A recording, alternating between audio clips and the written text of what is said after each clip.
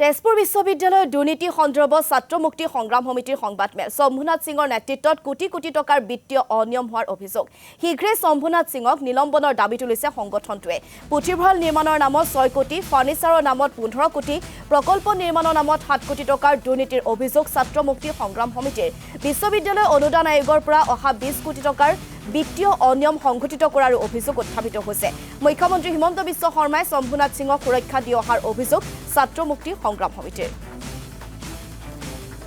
আমাৰ তেজপুৰ বিশ্ববিদ্যালয় হৈছে আমাৰ স্বাভিমান কাৰণ অসম আন্দোলনৰ ফলশ্ৰুতিত যিকেইটা আমি অসমীয়া মানুহে আমি সম্পদ পাইছোঁ তাৰ এটা অন্যতম সম্পদ হৈছে তেজপুৰ বিশ্ববিদ্যালয় আৰু এই বিশ্ববিদ্যালয়খনত এগৰাকী সন্মানীয় পদত থকা উপাচাৰ্যৰ দৰে এক সন্মানীয় পদত থাকি তেওঁ বিশ্ববিদ্যালয়খনত কোটি কোটি টকা দুৰ্নীতি কৰিব অনিয়ম কৰিব আৰু তাৰ লগে লগে তেওঁ বিশ্ববিদ্যালয়খনত তেওঁৰ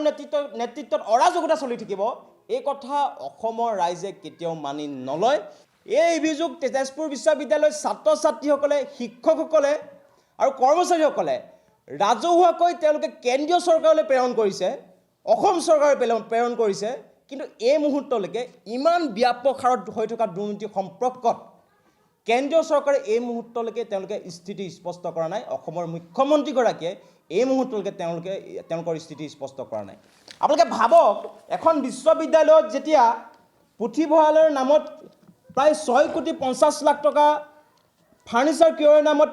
15 কোটি টকা সুৰক্ষা বাহিনী নিয়োগত 70 লাখ টকা আৰু প্ৰকল্প নিৰ্মাণৰ নামত 7 কোটি টকা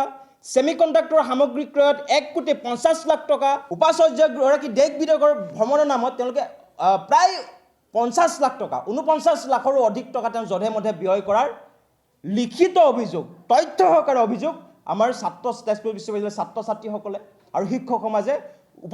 আচলতে অভিযোগ উত্থাপন কৰিছে আৰু একে সময়তে তেওঁলোকে টিউচনৰ নামত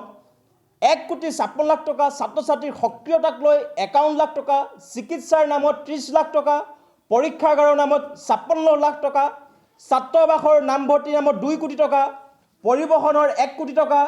আন্তঃগাঁথনিৰ 1 কোটি 12 লাখ টকা ফেন বিদ্যুৎ পানীৰ নামত 40 লাখ টকা ছাত্ৰ ছাত্ৰীৰ পুঁজিৰ 15 লাখ টকা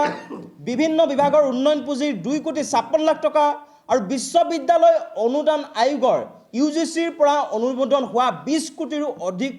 টকা ব্যয় কৰাৰ ক্ষেত্ৰত দুৰ্নীতি আৰু অনিয়ম সংঘটিত হৈছে বুলি স্বয়ং বিশ্ববিদ্যালয়খনৰ ছাত্ৰ ছাত্ৰী শিক্ষক সমাজে